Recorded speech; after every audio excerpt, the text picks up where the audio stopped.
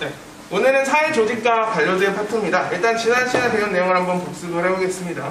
우리가 지난 시간에 사회집단의 의미와 사회집단의 유형들에 대해서 배웠죠. 자, 사회집단의 의미부터 한번 복습을 해봅시다. 사회집단이 되기 위해서 몇 명 이상? 두 사람 이상. 그리고 지속적으로 뭘 해야 한다고요? 지속적인 상호작용이 이루어져야 하고 모인 사람들 간에 뭘 갖고 있어야 한다? 소속감을 가질 때 우리는 그 집단을 사회집단이라고 해요. 그리고 이 사회집단 개념을 충족시키는 다양한 7가지 사회집단의 유형에 대해서 배웠죠. 자, 먼저 소속감의 유무에 따라서 우리는 무슨 집단을 분류했죠? 내집단과 외집단이고, 소속감을 갖고 있는 집단이 내집단, 소속감이 없는 집단이 외집단입니다. 여기서 주의하셔야 할 점은 우리가 속해 있는 집단은 소속 집단이란다고 말씀을 드렸어요. 근데 이 소속 집단이 반드시 내 집단이 아니라는 겁니다. 왜? 내가 속해 있다 하더라도 내가 소속감을 느끼지 않는다면 그 집단은 내 집단이 아니라 그냥 소속 집단에 불과하니까.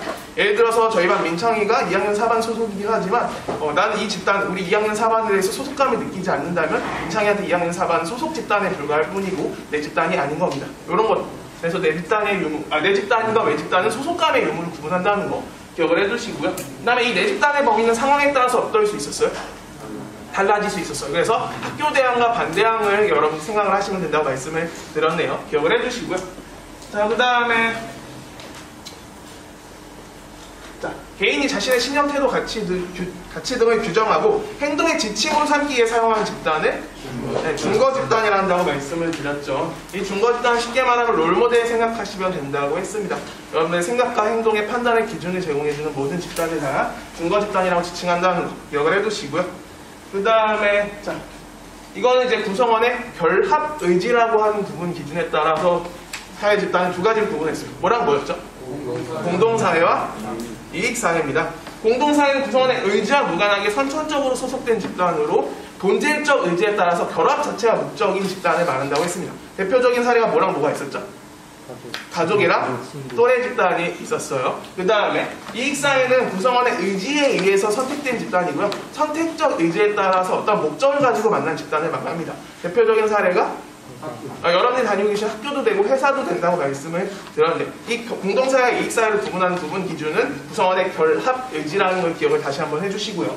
그 다음에 구성원의 접촉 방식이라는 부분 기준에 따라서 무슨 집단과 무슨 집단으로 나눴죠?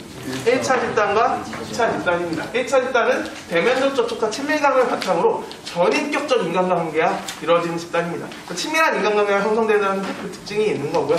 반대로 2차 집단은 간접적인 접촉과 함께 부분적이면서 수단적인 인간관계가 나타나고요. 어떠한 목적을 가지고 만난 집단은 우리 2차 집단이라고 해요.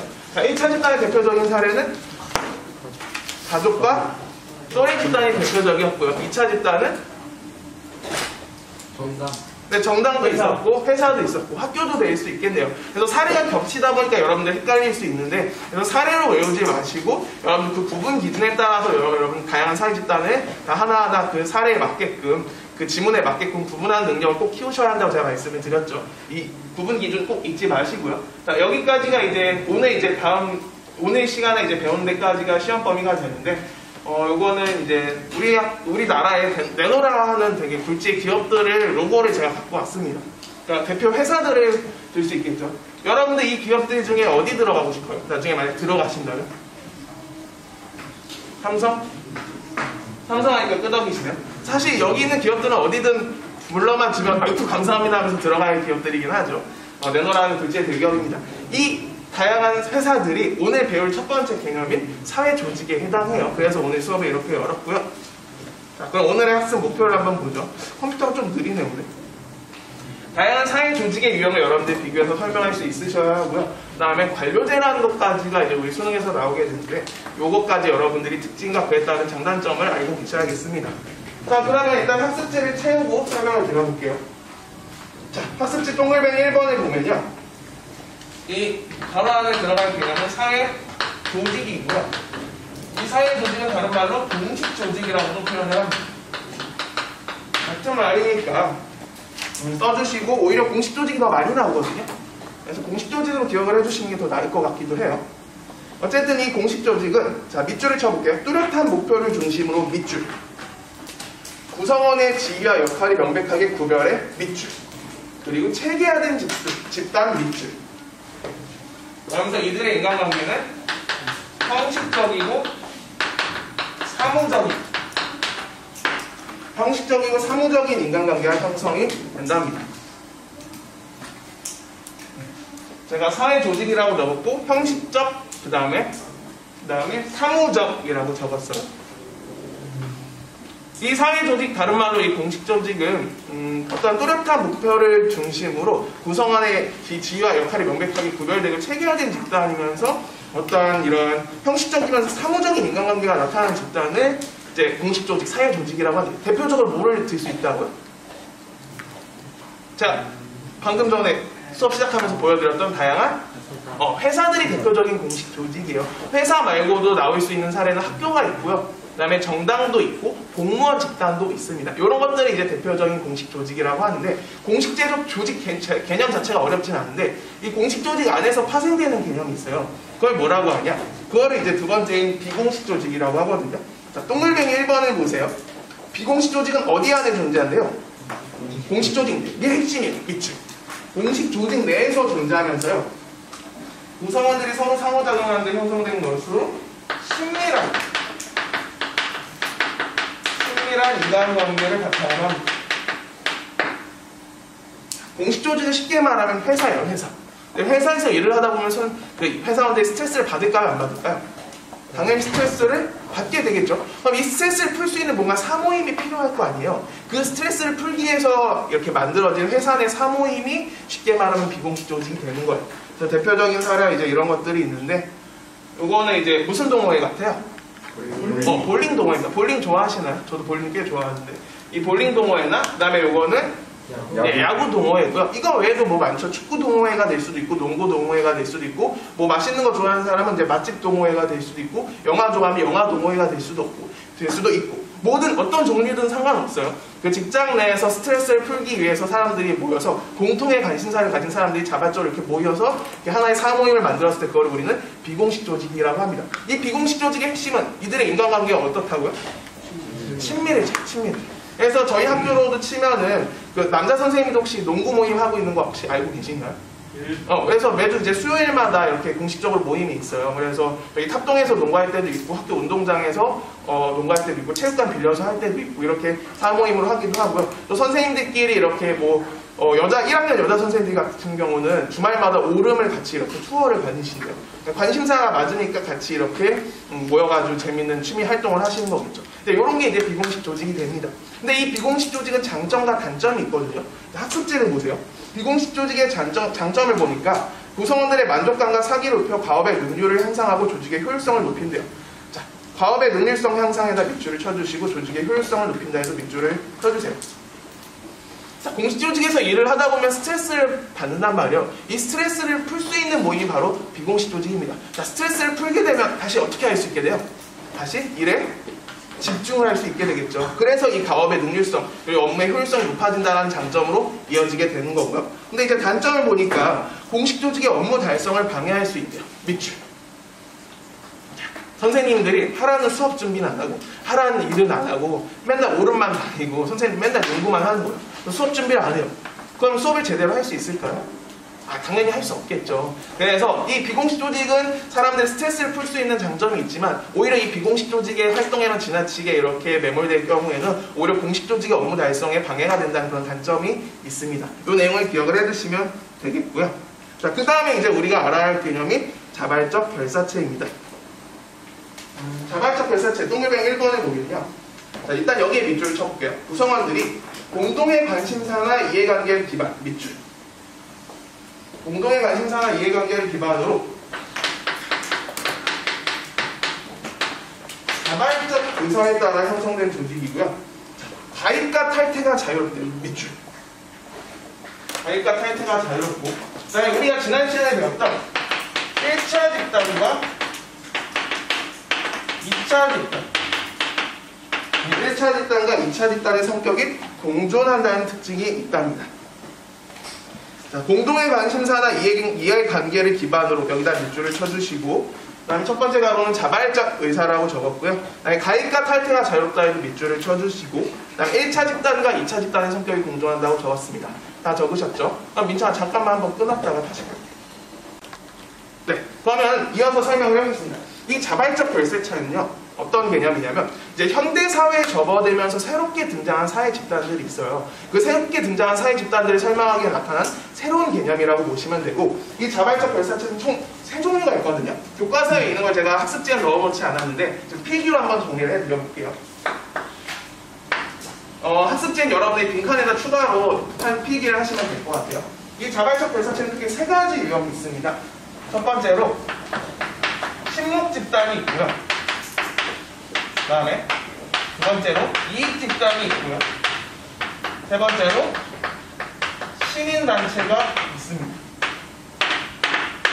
친목 집단, 이익 집단, 시민단체라고 적었어요. 친목 집단은 뭘 추구하는 집단일까요? 말 그대로 친목을 추구하는 집단이에요.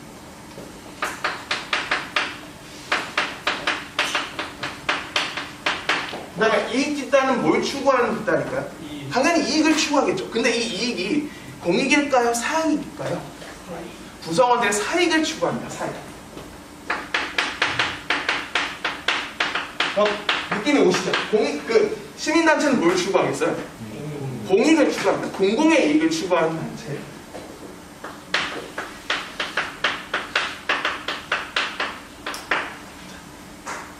이 자발적 결사체는 이렇게 크게 3가지 종류의 사회 집단이 있어요. 친목 집단, 이익 집단, 시민단체. 근데 이들은 다 특정한 목적을 가지고 만났기 때문에 무슨 집단의 성격이 나타나는 거예요?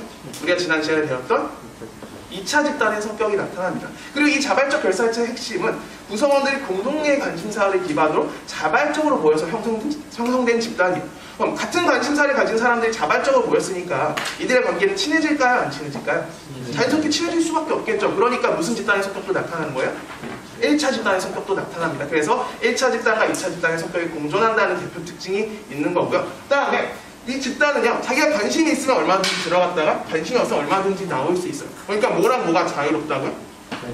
가입과 탈퇴가 자유롭다는 특징이 있습니다. 기억을 해두시고, 자, 그럼 이 친목 집단의 대표 사례는 뭐가 있을까요? 우리가 이미 사실 배웠어요. 지금 이미 창에 띄어져 있기도 하고요. 일반적으로 같은 관심사를 가진 동호회나 동아리, 이런 동호회나 동아리가 이제 친목을 추구하는 집단이기 때문에 친목 집단의 대표 사례가 되고요. 그 다음에 이익 집단의 사례는 이제 사익을 추구하는 집단들인데, 여러분들이 알만한 집단은 아니긴 한데, 자, 이건 이제 변호사의 약사회라고 해서 같은 직업군을 가진 사람들이 자신들이 누리는 권리를 계속 보장받기 위해서 만든 하나의 단체가 있어요. 이걸 좀 어렵게 뭐라고 표현하냐면 직능 집단이라고 표현을 해요. 직능 집단. 좀 생소한 단어죠. 직능 집단은 방금 말씀드린 대로 변호사회나 약사회처럼 같은 직업군을 가진 사람들이 자신이 누리던 권리를 계속 자기들끼리만 보장하기 위해서 만든 하나의 단체입니다. 이런 거를 이제 직능 집단이라고 하고, 이게 이제 이익 집단의 대표 사례고요. 그 다음에 여러분들이 알만한 거는 노동자분들이 모여서 만든 단체. 노조입니다. 노동조합. 이 노동조합도 대표적인 이익 집단에 해당한다는 거, 이걸 기억을 해두시고요. 그 다음에 이제 시민단체는 공익을 추구하는 단체예요. 그래서 이 시민단체의 대표 사례는 이런 것들이 있는데요.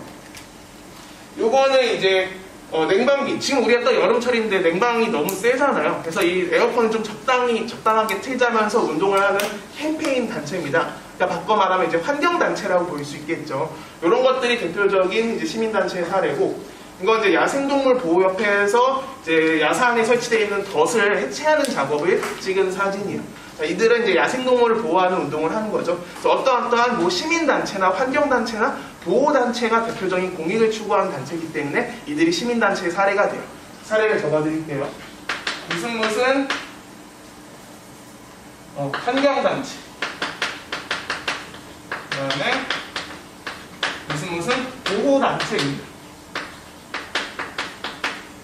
이런 것들이 시민단체의 대표 사례예요. 환경단체랑 보호단체라고 적었습니다. 그 다음에 여기서 또 우리가 알아야 할 것 중에 하나가, 자, 친목집단, 시민단체, 그리고 이익집단은 전부 다 1차 집단과 2차 집단의 성격이 공존한다고 하잖아요. 제가 그걸 말씀을 드렸는데, 그럼 이 각각의 집단은 어느 집단은 1차 집단의 성격이 조금 더 강하고요. 어느 집단은 2차 집단의 성격이 조금 더 강하거든요. 자, 한번 여러분들이 어떻게 유추를 해보실 수 있을까요? 자, 친목 집단은 1차 집단과 2차 집단 중에 어떤 성격이 더 강할 것 같아요? 그렇죠. 1차 집단의 성격이 더 강합니다. 친목 자체가 더 목적이기 때문에 이들이 더 친해지는데 친해지는 것 자체가 더 주된 목적이에요. 그렇기 때문에 당연히 1차 집단의 성격이 더 강합니다. 그럼 이익 집단은 1차 집단과 2차 집단 중에 뭐가 더 강할 것 같아요? 이들은 사익을 추구하기 위한 목적이 더 강한 겁니다. 이들은 친해지는 데 관심이 없어요. 그냥 같은 관심사를 가지고 만났으니까 친해질 수는 있겠지만 그게 목적이 아니라 사익을 추구한다는 것. 자신들이 누리는 권리를 보장받기 위한 목적이 더 강하기 때문에 1차 집단보다 2차 집단의 성격이 더 강하게 나타납니다. 그럼 시민단체는? 시민단체는 1차 집단의 성격이 더 강할까요? 2차 집단의 성격이 더 강할까요? 시민단체도 공익을 추구하기 위한 목적이 더 강하니까 2차 집단의 성격이 더 강합니다. 시민단체는 2차 집단의 성격이 강하다. 정리하면 친목 집단은 1차 집단의 성격이 일반적으로 더 강하게 나타날 거고 그 다음에 집단과 시민단체는 일반적으로 2차 집단의 성격이 더 강할 것이다. 이렇게 정리를 할 수 있겠네요. 이 내용들을 기억을 해두시면 되고요. 이 사회 집단의 개념들이 여러분들이 굉장히 헷갈리시잖아요. 그래서 제가 관료제 설명까지 끝난 다음에 우리가 지난 시간에 배운 사회 집단을 한 번에 정리할 수 있는 벤 다이어그램을 제가 소개해드릴 예정입니다. 자, 일단은 다음 우리가 일단 수업 때 배워야 할 관료제 개념을 바로 다시 정리해 드려볼게요. 여기서 한 번만 끊어줘. 그다음에 이제 관료제를 소개해 드리겠습니다. 이 관료제는 뭐냐면 산업혁명 이후에서 이제 이 사회 조직들이 쉽게 말하면 회사 같은 것들이 굉장히 거대화되기 시작해요. 이 거대화된 이 회사 집단들을 효율적으로 운영하기 위해서 나타난 새로운 사회 조직 체제라고 볼 수 있습니다. 이 관료제는 각각 이렇게 4가지 특징들이 있어요. 제가 칠판에도 적어놨고 여러분들 학습지에도 있는데 첫 번째는 이제 세분화 및 전문화라는 특징이 있습니다. 자, 이게 관료제를 보여줄 수 있는 대표적인 그림이거든요. 부서가 어떻게 되어 있어요? 영업부, 경리부, 총리부, 제작부, 기획부 등등등 굉장히 많이 나눠져 있죠. 우리 학교만 해도 학생부도 있고 그 다음에 연구부도 있고 교무부도 있고 그 외에 다양한 부서들이 많이 있잖아요. 이런 회사를 대표적으로 운영하는 시스템인 이 관료제는요, 이처럼 부서가 다 나눠져 있고요. 그 부서마다 자신에게 맡겨진 일만 수행을 합니다. 자신의 맡겨진 일만 수행하니까 이 회사가 어떻게 될까요? 굉장히 효율적으로 빠르게 일 처리가 가능해지겠죠. 그래서 그런 식으로 효율적인 업무가 가능하다는 그런 장점이 있습니다. 그 다음에 이 관료제는요, 두 번째 특징이 위계서열화예요. 자, 부장, 차장, 과장, 대리, 사원. 누가 제일 높겠어요, 여기서? 부장. 당연히 부장이 더 높죠. 근데 여러분들이 아직 회사 생활 안 해봤으니까 이 느낌을 잘 모르실 것 같아서 자, 여러분의 느낌을 알 수 있게 이 무한상사의 조직도를 제가 가져왔어요. 여러분 무한도전 다 보셨죠? 자, 그러면은 이때 유부장이 제일 높잖아요. 그래서 맨날 박명수가 어떻게 돼요? 유부장한테 맨날 막 쿠사리 먹고 막 잔소리 먹잖아요. 그래서 뭔가 제안서 같은 거 이렇게 작성해가지고 유부장한테 이렇게 갖다 바치면은 유부장이요? 일을 이처리 입다구롭게 못합니까 하면서 이 서류 봉지를 막 이렇게 막 집어 던지죠. 근데 박명수가 뭐라 할 수 있어요? 못해요? 못해요. 그냥 쭈글거리면서 죄송합니다. 다시 해보겠습니다. 말하면서 막 이렇게 조용히 물러나잖아요.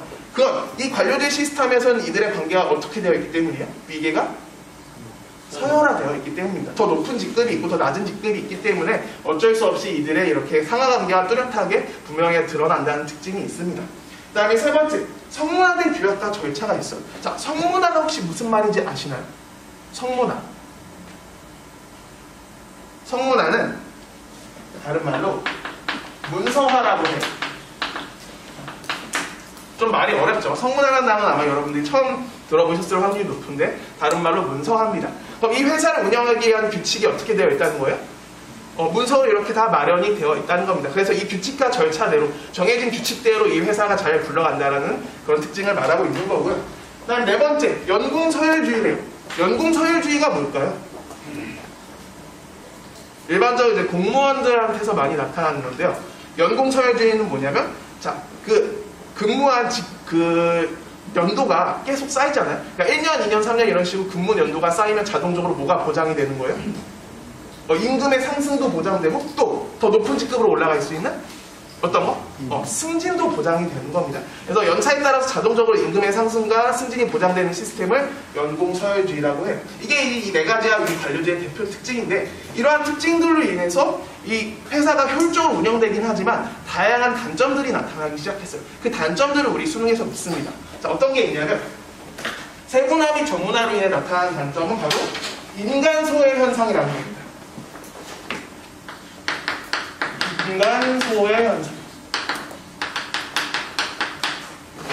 인간 소외 현상이라고 적었어요. 이거는 무슨 뜻이냐면요.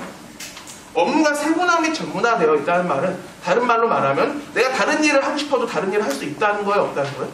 할 수 없어요. 그냥 나에게 주어진 일만 수행해야 하는, 마치 이 회사를 위한 기계처럼, 부품처럼 나에게 맡겨진 일만 수행한다는 겁니다.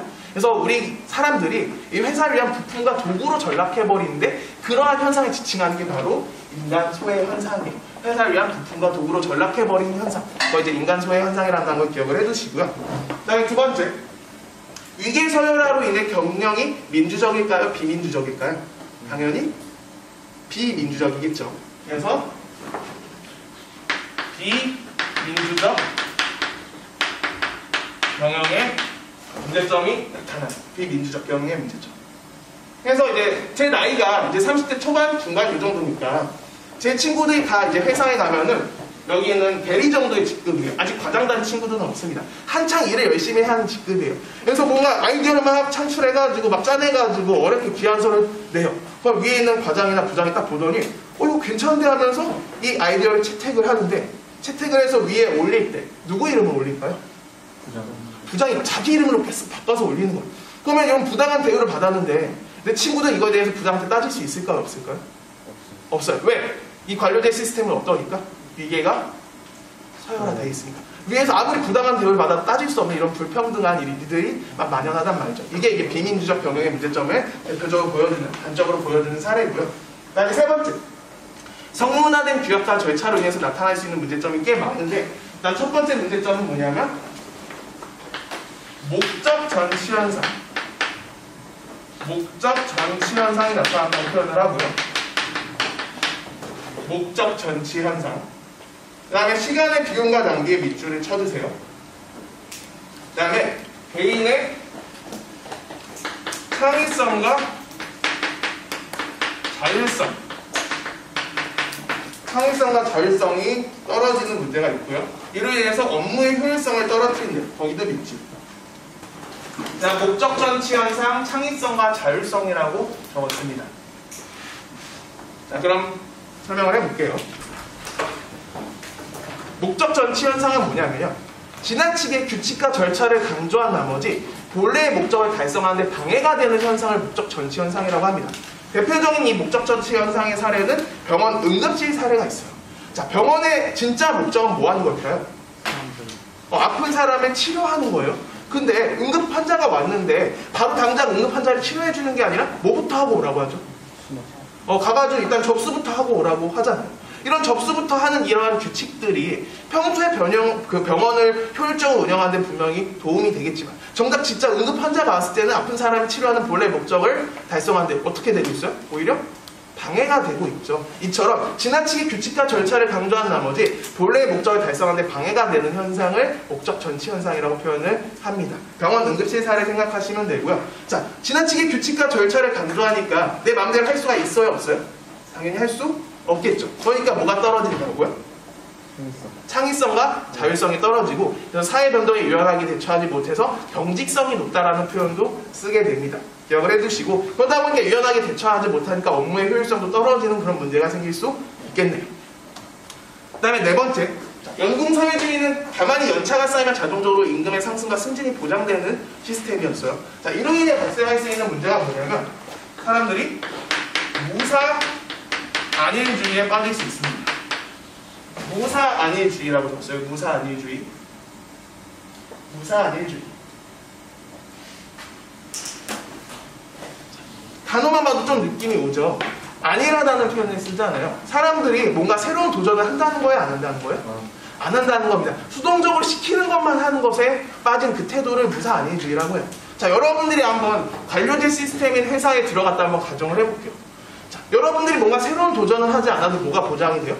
자동적으로 위로 올라갈 수 있는 승진이 보장되고 임금의 상승이 보장이 되고 그런 상황에서 여러분들이 굳이 새로운 도전을 할까요? 괜히 도전했다가 실패해가지고 회사에 막대한 손해 끼쳐가지고 내 일자리 잘리면 어떡하려?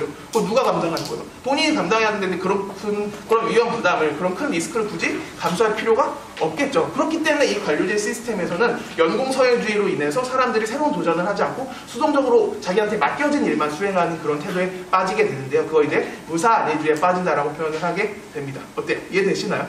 그래서 이 관료제는 산업혁명 이후에 거대화된 회사 조직을 효율적으로 운영하기에 나타난 새로운 사회 조직 체제지만 이런 다양한 문제점이 생기면서 이 관료제에서 벗어나는 현상이 현대사회에서 발생하고 있어요.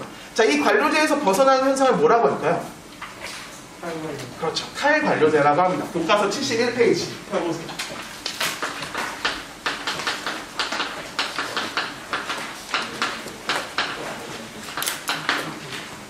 교과서 71페이지고요. 한번 같이 보죠. 자, 한 번만 끊어줘. 제가 말로만 하고 여기다 빈칸에다 안 써드렸더라고요. 사회 변동에 유연하게 대처하지 못하는 무슨 문제가 나타난다고 아까 제가 말씀을 드렸죠? 경직성의 문제가 나타납니다. 경직성이라고 적어주시면 돼요. 마지막 단어 빈칸에. 자, 그러면 이제 탈관료제를 볼게요. 자, 첫 번째 문단의 네 번째 줄에 한번 밑줄을 쳐주세요. 관료제의 한계를 극복하기 위한 대안으로 탈관료제 조직이 나타나게 됐는데 대표적인 탈관료제 조직으로 뭐랑 뭐가 있대요? 팀제와 네트워크형 조직이 있답니다. 팀제와 네트워크형 조직은 밑에 개념이 나와 있어요. 근데 뭐 이게 뭐냐 이거를 아는 게 중요한 게 아니라 그냥 팀제랑 네트워크형 조직이 지문에서 나오면 아 지금 탈관료제를 묻고 있구나 여러분들이 그 정도만 기억을 해두셔도 문제가 없을 것 같고요. 자, 그럼 이 탈관료제의 특징을 일단 한번 밑줄을 쳐볼게요. 탈관료제 조직은 규칙과 절차에 얽매이지 않고 상황이나 목적에 따라 자유롭게 구성되고 해체되는 뭘 그 특징으로 한다고요? 유연성, 밑줄. 유연성이 특징이고요. 아까 경직성의 문제가 나타났잖아요. 근데 반대로 유연성을 특징으로 하는 특징이 있고 그 다음에 위계서열적 관계에서 벗어난 사람들의 관계가 어떻대요?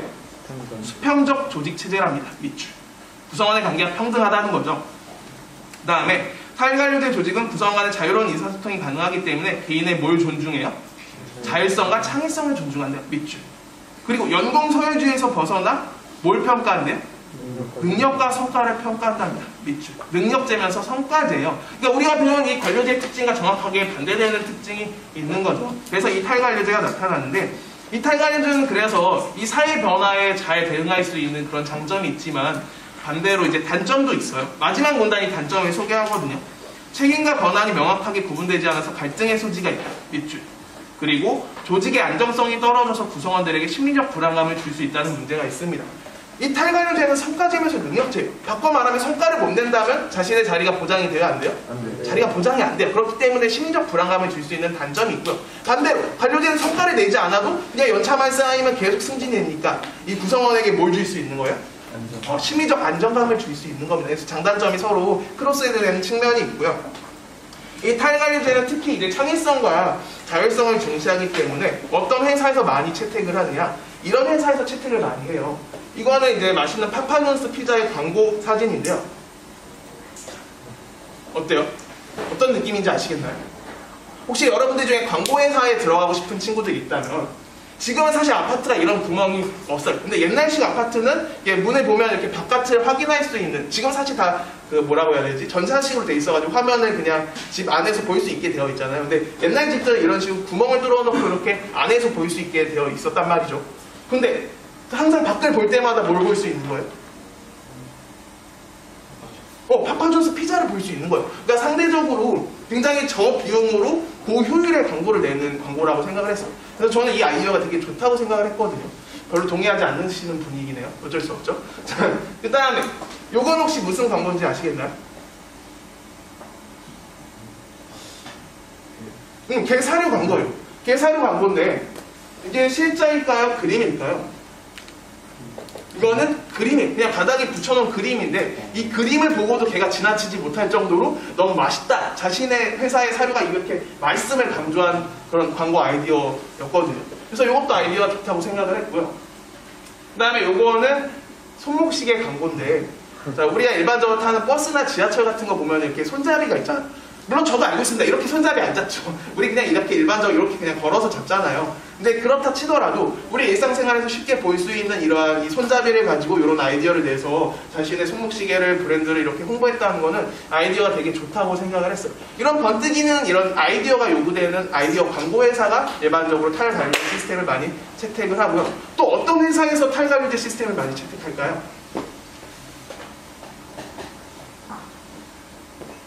모르시겠나요? 여러분들이 좋아하는 거 있잖아요. 핸드폰을 많이 하는 게임 회사나 또 여러분들 많이 들어가서 하시는 거, 뭐 인스타 같은 거, 페이스북 같은 거, 이런 SNS 관련 회사 이런 것들이 이제 탈관리 시스템을 많이 채택을 하겠네요. 그래서 이런 내용들을 기억을 해두시면 될 것 같습니다. 어때? 일단 탈관리까지 이해가 되셨죠? 네. 그러면은 여기서 끊고 사인집단의 종류에 대해서 제가 벤 다이어그램 한번 정리해 드려볼게요. 자, 일단 우리가 관료제와 탈관료제까지 배웠고요. 그 다음에 이제 제가 정리해드릴 개념은 우리가 지난 시간에 배웠던 그 어려운 사회 집단과 오늘 배운 이 자발적 결사체 및 공식 조직을 한 번에 설명할 수 있는 벤 다이어그램을 소개해드릴 거예요. 그림이 조금 큽니다. 크게 그릴수록 여러분들이 그리기 좋아요. 그래서 여러분들 학습지에서는 뒤집어가지고 문제 여백에다가 그리시면 좋을 것 같고요. 만약 빈 공책이 있으면 공책에다 그리셔도 될 것 같아요.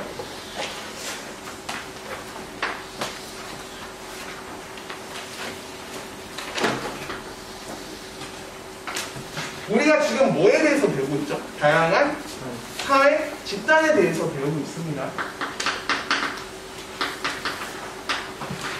사회 집단은 일단 몇 명 이상이죠? 2명 이상의 사람들이 모여야 하고요. 그 다음에 이 사람들끼리 뭘 해야 한다고 했죠? 지속적인 상호작용이 이루어져야 돼요. 그리고 모인 사람들 간에 뭘 느껴야 한다고요? 소속감을 느낄 때 우리는 그 집단을 사회 집단이라고 표현을 합니다. 우리 이 사회 집단의 하위 개념들이 지금 배우고 있는 거예요. 근데 이 다양한 사회 집단 중에는요, 결합의지라는 부분 기준에 따라서 구성원이 선택적 의지에 따라서 어떤 목적을 달성하기 위해 모인 집단이 있었어요. 그게 뭐였죠? 그건 공동사회가 아니라 공동사회 반대되는 거.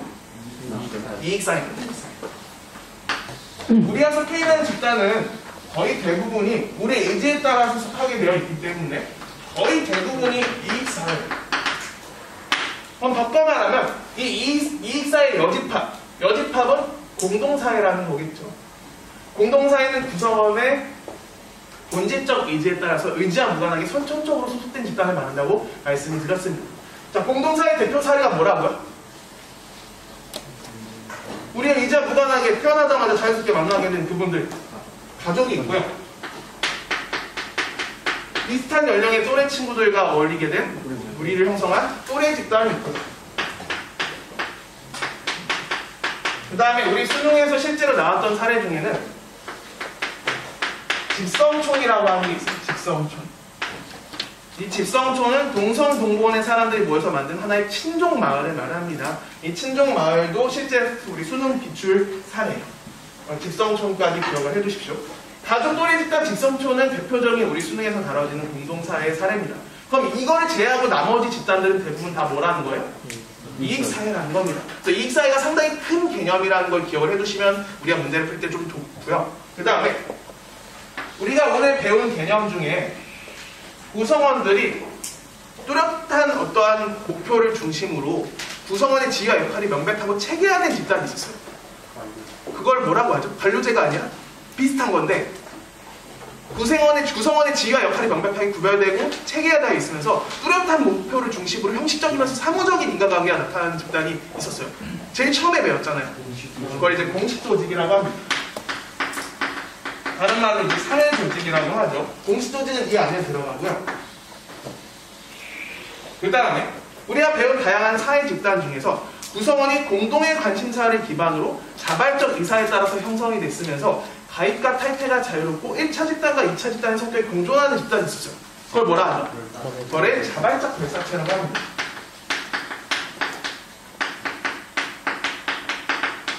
이 공식 조직과 자발적 결사체는 전부 다 뭐에 해당한다는 거예요? 사회 집단이면서 이익사회에 해당한다는 거예요. 우리가 태어나자마자 이 집단에 들어갈 수 없단 말이죠. 우리의 의지에서 선택된 집단이니까 당연히 자발적 결사체와 공식 조직은 이익 쌓이면서 사회 집단입니다.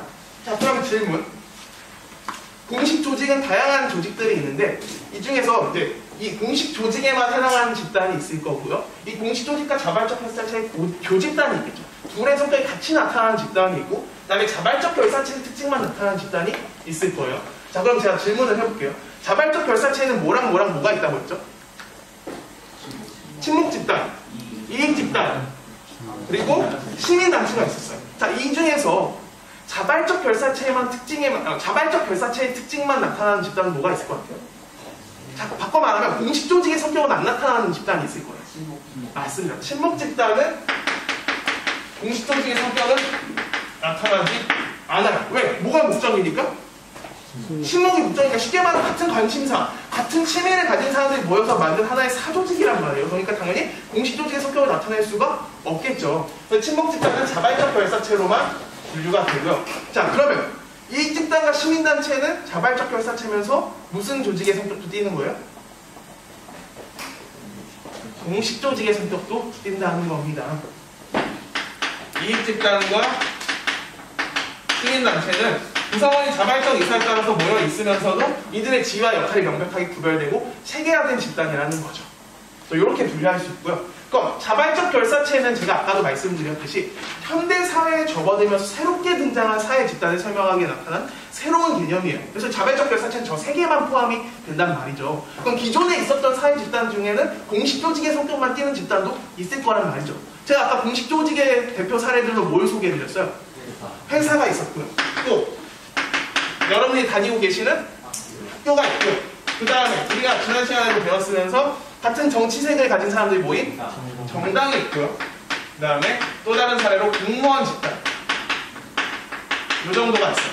회사, 학교, 정당, 공무원 집단 등은 이제 공식 조직의 성격만 띠게 됩니다. 자발적 결사체가 아니에요. 원래 기존부터 있었던 사회 집단들이거든요. 이렇게 분류가 되고요. 그 다음에 우리가 지금 친목 집단까지 써놨는데 지금 우리가 지금 아직 배운 개념인데 안 들어간 개념이 하나 있네요. 바로 공식 조직 내에서 친밀한 인간관계가 형성되는 집단. 그거 뭐였죠? 비공식 조직입니다. 자, 비공식 조직은 어디로 넣어야 할까요? 이걸 애들이 어려워하더라고요. 이쪽? 공식 조직으로? 근데 비공식 조직은 자발적 결사체 같은데? 애매하죠. 정답은 여기입니다.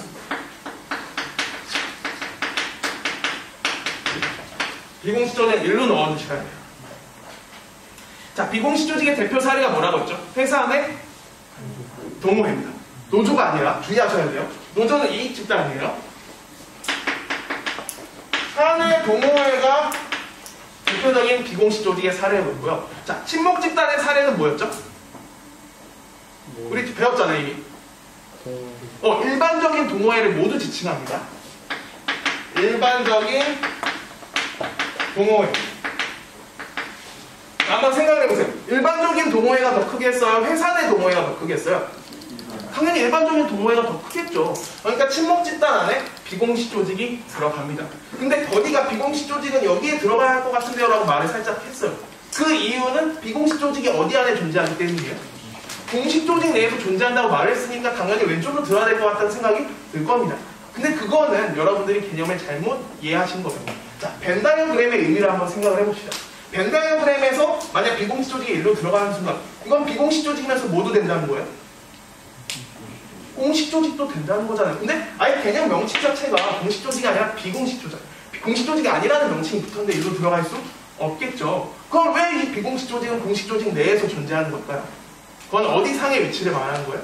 우리가 살아가고 있는 현실상에서의 위치를 말하는 겁니다. 실제 현실상의 위치에서는 공식 조직 내에서 존재해야겠지만 벤 다이어그램이 가지는 의미를 생각했을 때는 왼쪽에 해당하는 게 아니라 자발적 결사체면서 친목 집단에 해당하니까 오른쪽으로 넣어야 한다고요. 어때요? 이렇게 들으니까 이해가 되시나요? 그래서 이 벤 다이어그램을 여러분들이 이해하신다면 여러분들이 오늘부터 그리고 지난 시간에 배웠던 이 다양한 사회 집단들을 한 번에 이해할 수 있어요. 이 벤 다이어그램은 의미가 있으니까 실제로 제가 애들이 이 개념을 너무 어려워하길래 만들어준 벤 다이어그램인데 옛날 문제를 찾아보니까 이런 벤 다이어그램이 한번 나온 적도 있더라고요. 그래서 이 벤 다이어그램을 아예 여러분들이 암기하시는 게 의미가 있어 보이네요. 자, 그러면은 필기 다 하신 분들은 시간을 드릴 테니까 관련 수능 문제를 풀어주세요. 네, 수업을 하다가 시간 부족과 컴퓨터의 오류로 인해 해설 강의를 못 찍어서 해설 강의만 따로 찍겠습니다. 자, 문제는 다 푸셨다고 판단을 하고 바로 해설 강의를 해볼게요. 자, 가에 해당하는 개념은 무엇일까요? 자, 핵심은 구성원의 의지와 무관하게네요. 자, 이 가가 자발적인 동기로 결합된 집단이라고 보기에 1번에서 표현을 했는데, 자, 의지와는 무관하게 속하게 되면서 자연 발생적으로 형성된 집단. 이거는 구분 기준이 뭐였죠? 맞습니다. 결합 의지라고 하는 구분 기준에 따라서 본질적 의지에 따라서 결합 자체가 목적이면서 이게 자신의 의지와 무관하게 속하게 된 집단을 말하는 거겠죠. 이게 바로 공동사회였습니다. 자, 공동사회는 자발적인 동기로 결합된 집단인가요? 아니죠. 자발적인 동기로 결합된 집단은 뭐였어요? 우리가 배웠던 개념 중에 맞습니다. 자발적 결사체에 해당하는 개념입니다. 그래서 1번은 정답이 될 수 없고요. 그 다음에 2번, 나에는 다와 달리 공식적인 규칙과 절차가 적용이 된대요. 자, 나는 뭘까요? 공식적인 목표와 가업을 효율적으로 달성하기 위해 형성된 조직. 이것은 바로 맞습니다. 우리가 배웠던 공식 조직이죠. 공식적인 목표와 가업, 이게 핵심일 거고요. 그다음에 다는 결합의지라고 하는 공동사회와 이익사회를 구분하는 기준을 이미 명시해 주었고요. 특정한 목적을 위해, 이거는 이제 우리가 배운 개념 중에 선택적 의지를 말하는 거죠. 그래서 인위적으로 형성된 집단이다. 이건 쉽게 말하면 이익사회를 말하는 거네요. 자, 공식조직과 이익사회는 모두 규칙과 절차가 적용이 될까요? 안 될까요? 좀 이 보기를 좀 헷갈려 하시더라고요. 자, 지문은 공식조직은 이익사회와 달리 공식적인 규칙과 절차가 적용된다고 표현을 했거든요. 근데 이거는 달리가 틀렸어요. 둘 다 적용됐기 때문에 이 2번 보기는 틀린 보기입니다. 자, 이 개념 가지고 여러분들 이야기가 좀 힘들다면, 좀 판단하기 어렵다면 대표 사례를 기억하시면 이해하기가 쉬워요. 자, 공식조직의 대표 사례가 뭐다? 맞습니다. 회사입니다. 회사. 이익사의 대표 사례도 맞아요. 회사입니다. 둘 다 회사니까 둘 다 공식적인 규칙과 절차가 적용이 되겠죠. 그래서 개념으로 판단하기 어려울 때는 대표 사례를 떠올리시면 이해하기가 쉽다는 거, 이걸 기억을 해두시면 되겠고요. 3번, 나의 구성원은 모두 라의 구성원이라고 하네요. 자, 라는 뭐냐? 공식 조직 내에서 친밀한 인간관계를 바탕으로 취미 관심사 등에 의해 형성된 조직이래요. 자, 핵심은 공식 조직 내에서 친밀한 인간관계를 바탕이 핵심이 되겠죠. 자, 공식 조직 내에서 친밀한 인간관계를 바탕으로 형성된 조직은 맞습니다. 비공식 조직이네요. 그래서 우리가 오늘 배웠던 개념 중에 이 비공식 조직 있잖아요. 이 수능의 표현을 통해서 다르게 표현할 수 있는데요. 공식 조직 내에서 친밀한 인간관계가 주를 이루는 사회 집단이 뭐였죠? 맞습니다. 1차 집단이에요. 그래서 공식 조직 내에서 1차 집단의 성격을 띠는 집단.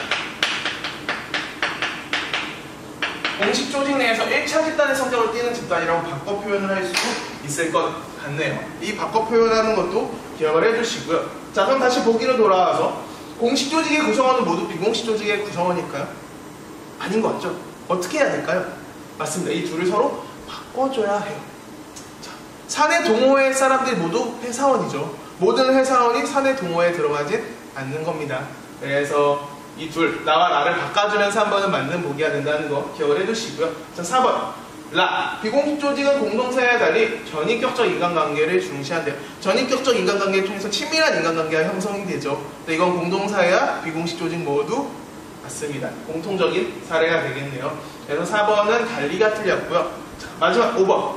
공식 조직과 이익사회에 해당한 조직은 모두 이익사회로, 제가 잘못 읽었죠?